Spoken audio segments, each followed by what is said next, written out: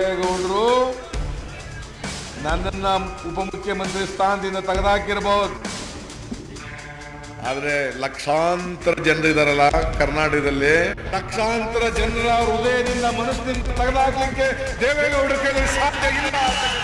ವಿಡಿಯೋದ ಆರಂಭಕ್ಕೂ ಮುನ್ನ ನೀವು ನೋಡಿದ ದೃಶ್ಯ ಜುಲೈ 24, 2005 ಅವತ್ತು ಅಹಿಂದ ಸಮಾವೇಶ ನಡೆದಾಗ ಅವತ್ತು ಸಿದ್ದರಾಮಯ್ಯ ಅವ್ರ ಜೊತೆಯಲ್ಲಿದ್ದಂತಹ ನಾಯಕರು ಮತ್ತು ಗಟ್ಟಿಯಾಗಿ ಈಗಲೂ ಕೂಡ ಜೊತೆಯಲ್ಲಿರುವಂಥವರು ಸತೀಶ್ ಜಾರಕಿಹೊಳಿ ಆ ದೃಶ್ಯಗಳಲ್ಲಿ ನಾವು ಕಾಣಬಹುದು.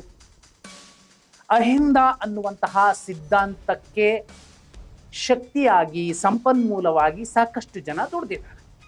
RL ಜಾಲಪ್ಪ, ಇದೇ ಸತೀಶ್ ಜಾರಕಿಹೊಳಿ ಅದರಲ್ಲಿ ಪ್ರಮುಖರು. ಇವತ್ತು ಸತೀಶ್ ಜಾರಕಿಹೊಳಿ ಅವರ ಬಗ್ಗೆ ಗಂಭೀರವಾದ ಆರೋಪವನ್ನ ಕೆಲವರು ಮಾಡ್ತಿದ್ದಾರೆ. 37 ಶಾಸಕರ ಸಹಿಯನ್ನ ಪಡ್ಕೊಂಡು ಸಿದ್ದರಾಮಯ್ಯ ಅವರಿಗೆ ಅವರು ಧೋಖಾ ಮಾಡಿದ್ರು ಅನ್ನುವಂಥದ್ದು ಆರೋಪ. ಅದರಲ್ಲಿ ಎಷ್ಟು ವಾಸ್ತವ, ಎಷ್ಟು ಸತ್ಯ ಇದೆ ನೋಡಿ. ಸಿದ್ದರಾಮಯ್ಯ ಅವರು CM ಸ್ಥಾನಕ್ಕೆ ರಾಜೀನಾಮೆ ಕೊಟ್ಟ ಮೇಲೆ DK ಶಿವಕುಮಾರ್ ಅವರು ಮುಖ್ಯಮಂತ್ರಿ ಆಗ್ತಾರೆ ಅನ್ನೋದು ಖಚಿತ ಆದ ಮೇಲೆ ಏನೆಲ್ಲ ಬೆಳವಣಿಗೆಗಳಾಗ್ತಿದೆ ನಿಮಗೆ 2 ಎಕ್ಸಾಂಪಲ್ ಕೊಡಬಹುದು. ದೇವರಾಜ ಅರಸು ಅವರು ಮುಖ್ಯಮಂತ್ರಿ ಗಾದಿಯಿಂದ ಇಳಿಯುವಂತಹ ಸಂದರ್ಭದಲ್ಲೂ ಕೂಡ forward politics versus backward politics ಇತ್ತು. ಅವತ್ತೂ ಕೂಡ ಸಾರೆಕೊಪ್ಪ ಬಂಗಾರಪ್ಪ ಅವರು ದೇವರಾಜ ಅರಸು ಅವರ ಬೆನ್ನಿಗೆ ಚೂರಿ ಹಾಕಿದ್ರು ಅನ್ನುವಂಥದ್ದನ್ನ ಬಹುಪಾಲು ಮಾಧ್ಯಮಗಳು ನರೇಟಿವ್ ಸೆಟ್ ಮಾಡಿದ್ವು. ಆ ನಂತರದಲ್ಲಿ ಕ್ರಾಂತಿರಂಗ ಕಟ್ಟಿದ್ದು ಇದೇ ಸಾರೆಕೊಪ್ಪ ಬಂಗಾರಪ್ಪ ಅವರು ದೇವರಾಜ ಅರಸು ಅವರ ಜೊತೆಯಲ್ಲಿ. ರಾಜ್ಯದಲ್ಲಿ ಮೊಟ್ಟ ಮೊದಲ ಕಾಂಗ್ರೆಸ್ಸೇತರ ಸರ್ಕಾರ ಬರೋದಕ್ಕೆ ಕಾರಣ ಆದವರು ಇದೇ ದೇವರಾಜ ಅರಸು ಮತ್ತು ಸಾರೆಕೊಪ್ಪ ಬಂಗಾರಪ್ಪ. ಇವತ್ತು ಕೂಡ ಯಾಕಂದ್ರೆ ಸಾರೆಕೊಪ್ಪ ಬಂಗಾರಪ್ಪ ಅವ್ರ ಬೆನ್ನಿಗೆ ಚೂರಿ ಹಾಕಿದ್ಯಾರು? ಕುರುಬ ಸಮಾಜದ ಓರ್ವ ನಾಯಕ, ಪ್ರಭಾವಿ ನಾಯಕ, ಮೈಸೂರು ಭಾಗದ ನಾಯಕ. ಆದರೆ ಅದೇ ಬಂಗಾರಪ್ಪ ಅವ್ರ ಬಗ್ಗೆ ಆ ನಾಯಕ ಕೂಡ ಇವತ್ತಿಗೂ ಕೂಡ ಅತ್ಯಂತ ಗೌರವದಿಂದ ಮಾತಾಡ್ತಾರೆ. ಇದು ಒಂದು ಕಡೆ.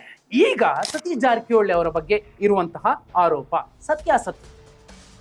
ನೋ ಡೌಟ್ 137 ಶಾಸಕರ ಪೈಕಿ ಅತಿ ಹೆಚ್ಚು ಶಾಸಕರ ಬೆಂಬಲ ಸಿದ್ದರಾಮಯ್ಯ ಅವರಿಗೆ ಇತ್ತು.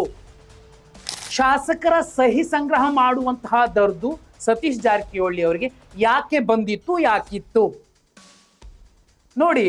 ಒಂದು ಸಿದ್ಧಾಂತ ಒಬ್ಬ ನಾಯಕನನ್ನ ಮುಟ್ಟೋಕ್ಕೂ ಬಿಡ್ಲಿಲ್ಲ, ಅದು ಅಹಿಂದ. ಸಿದ್ದರಾಮಯ್ಯ ಅವರನ್ನ ಟಚ್ ಮಾಡೋಕ್ಕೂ ಬಿಡ್ಲಿಲ್ಲ. ಅದೇ ಸಿದ್ಧಾಂತವನ್ನೇ ಸಾಯಿಸಿ ಬಿಟ್ಟರೆ ಇನ್ಯಾರು ಕೂಡ ಆಲ್ಟರ್ನೇಟಿವ್ ಏನಿದ್ದಾರೆ? ಸತೀಶ್ ಜಾರಕಿಹೊಳಿ ಮಗದೊಬ್ರು BK ಹರಿಪ್ರಸಾದ್, ಜಮೀರ್ ಅಹಮದ್ ಖಾನ್ ಕೌಂಟ್ ಮಾಡ್ತಾ ಹೋಗ್ಬಹುದು. ಆ ಸಿದ್ಧಾಂತಕ್ಕೆ ಶಕ್ತಿ ಇಲ್ಲದಂತೆ ಮಾಡುವಂತಹ ಪ್ರಯತ್ನಗಳನ್ನ ದೇವರಾಜ ಅರಸು ಕಾಲದಿಂದ ಇಲ್ಲಿಯ ತನಕ ಪಟ್ಟಭದ್ರರು ಮಾಡ್ತಾ ಬಂದಿದ್ದಾರೆ. ಈ ಸಂದರ್ಭದಲ್ಲಿ ಅಪಪ್ರಚಾರಗಳು ದೊಡ್ಡ ಮಟ್ಟದಲ್ಲಿ ನಡೆಯುತ್ತೆ. ಸತೀಶ್ ಜಾರಕಿಹೊಳಿ ಅವರ ವಿಚಾರದಲ್ಲಿ ಒಂದು ನರೇಟಿವ್ ಸೆಟ್ ಮಾಡ್ತಿದೆ ಒಂದು ಬಣ. ಅದು ಸಿದ್ದರಾಮಯ್ಯ ಅವರ ನಂತರದಲ್ಲಿ ಆ ಅಹಿಂದ ಶಕ್ತಿ ಮತ್ತಷ್ಟು ರೆಕ್ಕೆ ಪುಕ್ಕ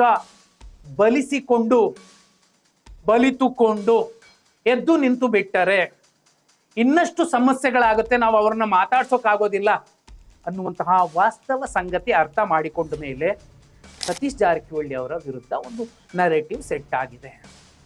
ಲಾಜಿಕಲಿ ನೋಡಿದ್ರೆ ಯಾವತ್ತು ಸತೀಶ್ ಜಾರಕಿಹೊಳಿ ಅವರು ಸಿದ್ದರಾಮಯ್ಯ ಅವರು ಬೇಡ, ಸಿದ್ದರಾಮಯ್ಯ ಅವರು CM ಸ್ಥಾನದಿಂದ ಇಳಿಬೇಕು ಅಂತ ಮಾತನ್ನ ಆಡಿದ್ರು.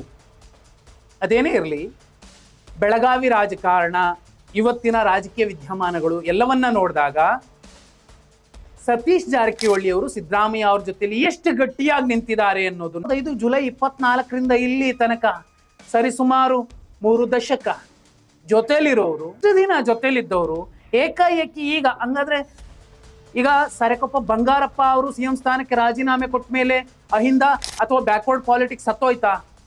ಅಥವಾ ಬಂಗಾರಪ್ಪ ಅವರ ಕುಟುಂಬಕ್ಕೆ, ಅವರ ಸಮುದಾಯಕ್ಕೆ ಮಾತ್ರ ಬ್ಯಾಕ್ವರ್ಡ್ ಪಾಲಿಟಿಕ್ಸ್ ಇತ್ತ? ಅಹಿಂದ ಅನ್ನುವಂಥದ್ದು ಕೇವಲ ಒಂದು ಸಮಾಜಕ್ಕೆ, ಒಂದು ಸಮುದಾಯಕ್ಕೆ, ಒಬ್ಬ ನಾಯಕನ ಸ್ವತ್ತ. ದೇವರಾಜ ಅರಸು ಸತ್ತ ಮೇಲೂ ಕೂಡ ಬ್ಯಾಕ್ವರ್ಡ್ ಪಾಲಿಟಿಕ್ಸ್ ಸತ್ತಿಲ್ಲ. ಬ್ಯಾಕ್ವರ್ಡ್ ಪಾಲಿಟಿಕ್ಸ್ ಅನ್ನುವಂಥದ್ದು ಒಂದು ಸಮಾಜಕ್ಕೆ, ಒಂದು ನಾಯಕನಿಗೆ ಸೀಮಿತವಾದದ್ದಲ್ಲ.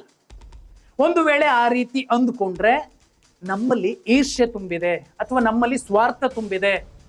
ಇದುವರೆಗೂ ನಾವು ಬ್ಯಾಕ್ವರ್ಡ್ ಪಾಲಿಟಿಕ್ಸ್ ಹೆಸರಲ್ಲಿ ಬೇರೆ ಸಮುದಾಯಗಳನ್ನ ಬಳಸ್ಕೊಂಡ್ವಿ, ಇನ್ನು ಮೇಲೆ ನಮಗದು ಬೇಕಿಲ್ಲ ಅನ್ನೋ ರೀತಿಯ ಸಂದೇಶ ರವಾನೆ ಆಗತ್ತೆ. ದೇವರಾಜ ಅರಸು, ಸಾರೆಕೊಪ್ಪ ಬಂಗಾರಪ್ಪ, ಸಿದ್ದರಾಮಯ್ಯ ಅವರೆಲ್ಲರೂ ಕೂಡ ದೊಡ್ಡ ಮಟ್ಟದಲ್ಲಿ ಕನಸನ್ನ ಕಂಡವರು. ಆ ಕಾರಣಕ್ಕೋಸ್ಕರನೇ ಖರ್ಗೆ ಅಂತವ್ರನ್ನ, ಧರ್ಮಸಿಂಗ್ ಅಂತವ್ರನ್ನ, ವಿಶ್ವನಾಥ್ ಅಂತವ್ರನ್ನ, ಬಂಗಾರಪ್ಪ ಅಂತವ್ರನ್ನ ದೇವರಾಜ ಅರಸು ಬೆಳೆಸಿದ್ರು. ಆ ನಂತರದಲ್ಲಿ ಬಂಗಾರಪ್ಪ ಅವರು ಕೂಡ ಒಂದಷ್ಟು ಜನ ಬೆಳೆಸಿದ್ರು. ಅದರಲ್ಲಿ ಒಬ್ರು ಇವತ್ತು ಮುಖ್ಯಮಂತ್ರಿ ಆಗ್ತಿರುವಂತವ್ರು DK ಶಿವಕುಮಾರ್. ಸಿದ್ದರಾಮಯ್ಯ ಅವರು ಅವರ ಆ ಗರಡಿಯಲ್ಲಿ ಪಳಗಿದವರಲ್ಲಿ ಈಗ ಸತೀಶ್ ಜಾರಕಿಹೊಳಿ ಅವರು ಕೂಡ ಅಹಿಂದಾದ ಸಾರಥಿಯಾಗಿ ಮುಂದುವರಿಬೇಕು. ಅಲ್ಲಿಗೆ BK ಹರಿಪ್ರಸಾದ್ ಬರ್ತಾರೆ, ಬರಲಿ. ಜಮೀರ್ ಅಹಮದ್ ಖಾನ್ ಬರ್ತಾರೆ, ಬರಲಿ. ಇಲ್ಲ ಮತ್ತೊಂದು ಸಮಾಜದ ನಾಯಕ, ತಳ ಸಮಾಜದ ನಾಯಕ ಪುಟ್ರಂಗ್ ಶೆಟ್ರು ಬರ್ತಾರೆ, ಬರಲಿ. ಇದು ಬೇಕಿರುವಂಥದ್ದು. ಸತ್ಯಾಸತ್ಯತೆಯನ್ನ ಅರಿಯದೆ ಒಂದು, ಯಾಕಂದ್ರೆ 2023 ವಿಧಾನಸಭಾ ಚುನಾವಣೆಯಲ್ಲಿ ಬಹುಪಾಲು, ಸಿಂಹಪಾಲು, ಡಿಸ್ಟಿಂಕ್ಷನ್ ಲೆಕ್ಕದಲ್ಲಿ ಒಂದು ಸಮುದಾಯದ ಮತಗಳು ಕಾಂಗ್ರೆಸ್ಗೆ ಶಿಫ್ಟ್ ಆಯಿತು ಅಂದ್ರೆ ಕಣ್ಣು ಮುಚ್ಕೊಂಡು 3 ಸಮಾಜಗಳನ್ನ ಹೇಳ್ಬಹುದು. ಒಂದು ಅಲ್ಪಸಂಖ್ಯಾತರು, ಎರಡನೇದ್ದು ಕುರುಬ ಸಮಾಜ, ಮೂರನೇದ್ದು ವಾಲ್ಮೀಕಿ ನಾಯಕ ಸಮಾಜ. ST ಸಮಾಜ ರಿಸರ್ವ್ಡ್ ಕಾನ್ಸ್ಟಿಟ್ಯೂನ್ಸಿಯಲ್ಲಿ ಸಿಂಹಪಾಲನ್ನ ಯಾವ ಪಕ್ಷ ಗೆಲ್ತು? ಕಾಂಗ್ರೆಸ್ ಗೆಲ್ತು. ನೋಡಿ, ಇಷ್ಟೆಲ್ಲ ಚರ್ಚೆಗಳ ಮಧ್ಯೆ ಇತ್ತೀಚೆಗೆ 2 ಉಪಚುನಾವಣೆ ನಡೀತು. ಬಾಗಲಕೋಟೆ ಉಪಚುನಾವಣೆಯ ಸಂದರ್ಭದಲ್ಲಿ ಯಾರಾದರೂ ಪತ್ರಕರ್ತರನ್ನ ಪ್ರಶ್ನೆ ಮಾಡಿದ್ರೆ, ಬೆಳಗಾವಿಯಿಂದ ಸತೀಶ್ ಜಾರಕಿಹೊಳಿ 3,000 ಜನರ ತಂಡವನ್ನು ಕರ್ಕೊಂಡ್ಬಂದು ಬೆಳಗಾವಿಯನ್ನ ಗೆಲ್ಲಿಸ್ಕೊಳ್ತು ಅನ್ನೋದನ್ನ ಸಾರಾಸಗಟಾಗಿ ತಳ್ಳಿ ಹಾಕೋದಿಲ್ಲ, ನೇರವಾಗಿ ಹೇಳ್ತಾರೆ. ಸಿದ್ದರಾಮಯ್ಯ ಅವ್ರ ಜೊತೆಲಿದ್ದ ಕಾರಣಕ್ಕೋಸ್ಕರ ಅಲ್ವಾ ಬಾಗಲಕೋಟೆಯನ್ನ ಸತೀಶ್ ಜಾರಕಿಹೊಳಿ ಅವರು ಅಲ್ಲೇ ಕೂತು ಬಿಡಾರ ಹೂಡಿ ಗೆಲ್ಲಿಸ್ಕೊಂಡ್ಬಂದ್ರು. ಸತೀಶ್ ಜಾರಕಿಹೊಳಿ ಅವರ ಲೆಕ್ಕ ಇದು. ಒಂದು ನರೇಟಿವ್ ಸೆಟ್ ಆಗ್ತಿದೆ, ಸತೀಶ್ ಜಾರಕಿಹೊಳಿ ಸಿದ್ದರಾಮಯ್ಯ ಅವರ ಬೆನ್ನಿಗೆ ಚೂರಿ ಹಾಕಿದ್ರು ಅಂತ. ಸತ್ಯಾಸತ್ಯತೆ ಗೊತ್ತಾಗುತ್ತೆ. ಸತ್ಯಮೇವ ಜಯತೆ ಅನ್ನೋದು ಅದಕ್ಕೆ ಅಲ್ವಾ. ಇದು ಒಂದನೇ ನರೇಟಿವ್. ಎರಡನೇ ನರೇಟಿವ್, ಸಿದ್ದರಾಮಯ್ಯ ಪುತ್ರ ವ್ಯಾಮೋಹಕ್ಕೋಸ್ಕರ CM ಸ್ಥಾನಕ್ಕೆ ರಾಜೀನಾಮೆ ಕೊಟ್ಟರು ಅನ್ನೋ ನರೇಟಿವ್ ಅನ್ನ ಸೆಟ್ ಮಾಡ್ತಿದ್ದಾರೆ.